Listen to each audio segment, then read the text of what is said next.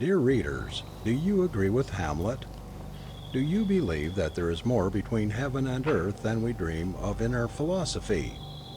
Does it seem impossible to you that Eliphas Levi conjured up the shade of Apollonius of Tyana, the prophet of Magi, in a London hotel, and that the great sage, William Crookes, drank his tea at breakfast several days a week, for months in succession, in the society of the materialized spirit of a young lady, attired in white linen, with a feathered turban on her head? Do not laugh. Panic would seize you in the presence even of a turbaned spirit, and the grotesque spectacle but would intensify your terror. As for me, I did not laugh last night on reading an account in the New York newspaper of a criminal trial that will probably terminate in the death penalty of the accused. It is a sad case. I shudder as I transcribe the records of the trial from the testimony of the hotel waiter, who heard the conversation of the two confederates through a keyhole, and of 40 thoroughly credible witnesses, who testify to the same facts. What would my feelings if I had seen the beautiful victim with the gaping wound in her breast, into which she dipped her finger to mark the brow of her murderer?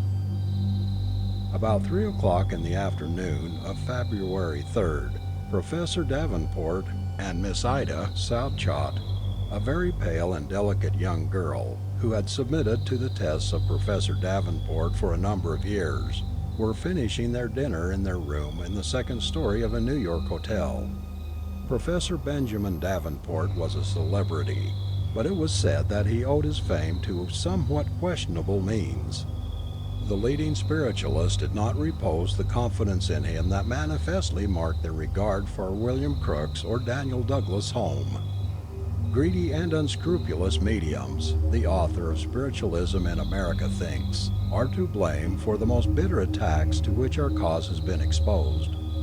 When the materializations do not take place as quickly as circumstances require, they resort to trickery and fraud to extricate themselves from a dilemma.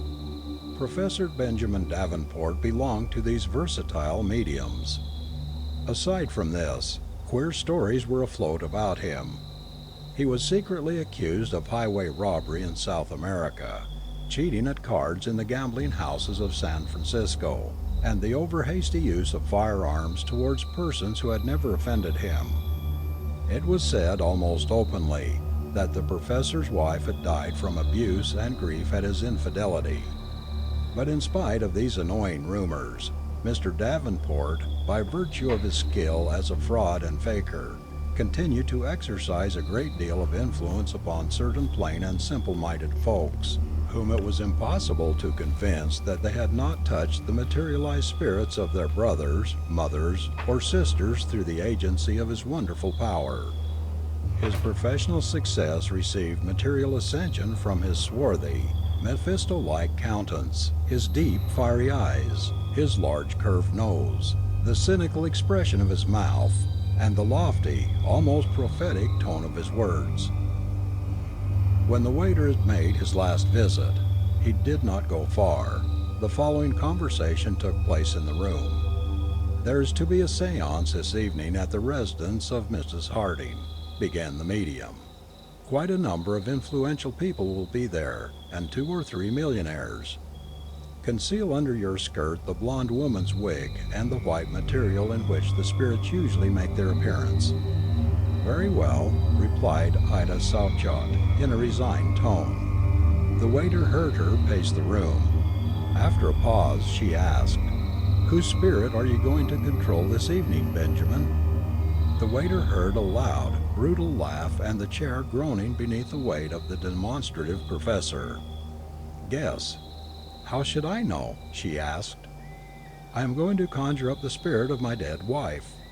And another burst of laughter issued from the room, full of sinister levity. A cry of terror burst from Ida's lips.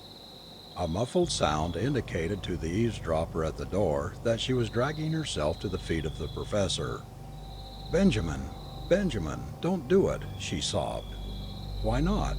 They say I broke Mrs. Davenport's heart. The story is damaging my reputation.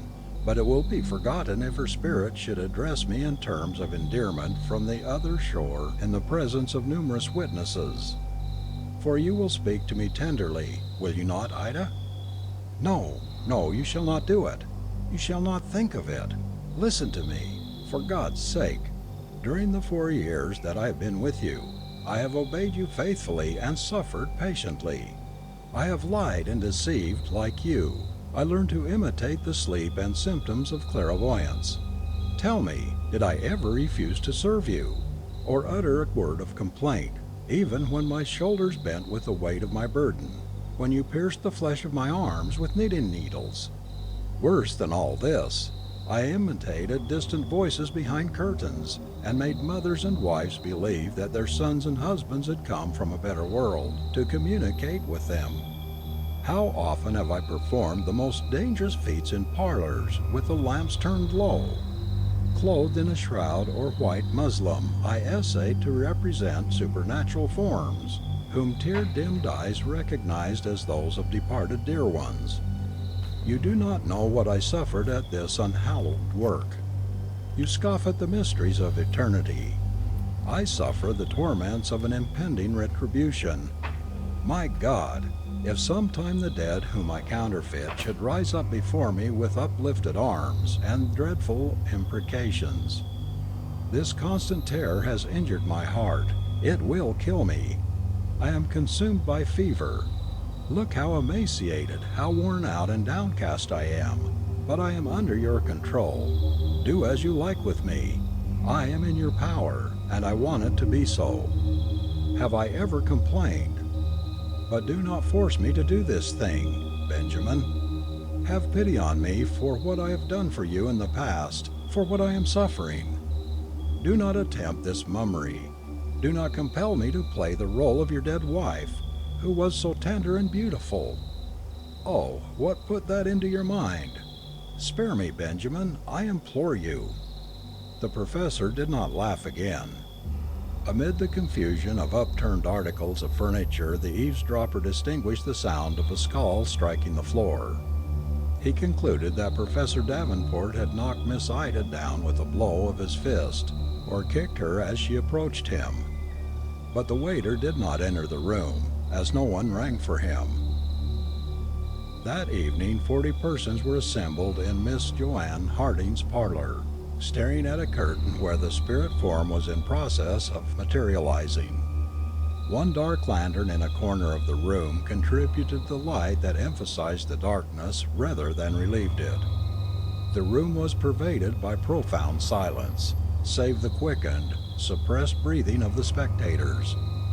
The fire in the grate cast mysterious rays of light, resembling fugitive spirits, upon the objects around, almost indistinguishable in the semi-gloom. Professor Davenport was at his best this evening. The spirit world obeyed him without hesitation, like their lawful master. He was the mighty prince of souls. Hands that had no arms were seen picking flowers from the vases. The touch of an invisible spirit conjured sweet melodies from the keys of the piano. The furniture responded by intelligent rappings to the most unanticipated questions. The professor himself elevated his form in symbolical distortions from the floor to an altitude of 3 feet, indicated by Mrs. Harding, and remained suspended in the air for a quarter of an hour, holding live coals in his hands. But the most interesting, as well as the most conclusive test, was to be the materialization of the spirit of Mrs. Arabella Davenport, which the professor had promised at the beginning of the séance. "The hour is come," exclaimed the medium. And while the hearts of all throbbed with anxious suspense, and their eyes distended with painful expectancy of the promised materialization, Benjamin Davenport stood before the curtain. In the twilight, the tall man with the disheveled hair and demon look was really terrible and handsome. "Appear, Arabella," he exclaimed in a commanding voice, with gestures of the Nazarene at the sepulchre of Lazarus. Suddenly a cry burst from behind the curtain, a piercing, shuddering, horrible shriek, the shriek of an expiring soul. The spectators trembled. Mrs. Harding almost fainted. The medium himself appeared surprised. But Benjamin recovered his composure on seeing the curtain move and admit the spirit. The apparition was that of a young woman with long blonde tresses. She was beautiful and pale, clad in some light, whitish material. Her breast was bare, and on the left side appeared a bleeding wound, in which trembled a knife. The spectators rose and retreated, pushing their chairs to the wall. Those who chanced to look at the medium noticed that a deadly pallor had overspread his face, and that he was cowering and trembling. But the young woman, Mrs. Arabella, the real one, whom he so well remembered, she had come in response to his summons, and advanced in a direct line toward Benjamin, who in terror covered his eyes to shut out the ghastly sight, and with a cry fled behind the furniture. But she dipped the finger of her thin hand into the blood from her wound, and traced it across the brow of the unconscious medium, the while repeating in slow, monotonous tone that sounded like the echo of a wail, again and again, "You are my murderer! You are my murderer!" And while he was rolling and tossing in deadly terror on the floor, they turned up the lights. The spirit had vanished, but in the communicating room behind the curtain, they found the body of poor Miss Ida Southchott with horribly distorted features. A physician who was present pronounced it a heart stroke.